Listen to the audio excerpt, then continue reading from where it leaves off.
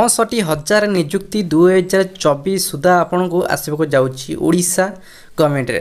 कौन रही संपूर्ण अपडेट जाना आज प्रथम अधिवेशन में एपरी निष्पत्ति को निया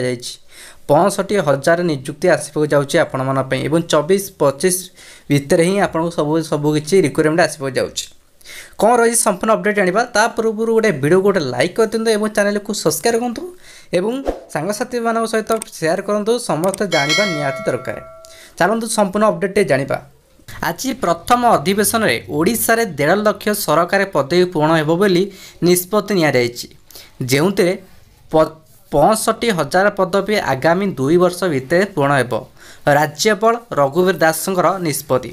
बर्तमान 2 वर्ष 24 एवं 25 वर्ष भितर 2024 एवं 2025 मध्य आपन को 65,000 पदवी पूर्ण करने को जाऊँगी ओडिशा गवर्नमेंट तेणुक आपण मानी बहुत खुशी कथा जहाँकि आपण मैंने जो मैंने प्रिपेरेसन करोडिशा police SI Odisha police constable एवं ओडिशा पुलिस आपणकर ओएसपी हो आईआरपी हो बा आपणकर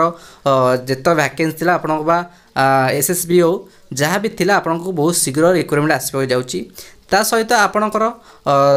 ओ ट्रिपल एस हो बा ओपीएस हो बा ओ डबल एसएससी हो बा आपणकर जेकोसी आप टीचर जॉब हो आपणकर बहुत शीघ्र आपको बहुत गुड़िए पदवी पूर्ण कर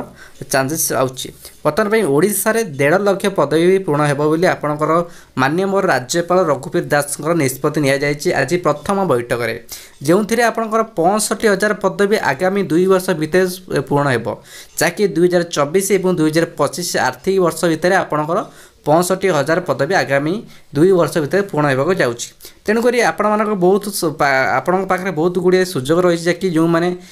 इंट्रांस बा जो मैंने ऑनलाइन बा आपणकर जो मैंने प्रिपेरेसन होती आपणकर कॉम्पिटिटिव एग्जाम से बहुत खुशी खबर तेणुक आपण 2025 सुधा आपको 65,000 पदवी पूर्ण होगा।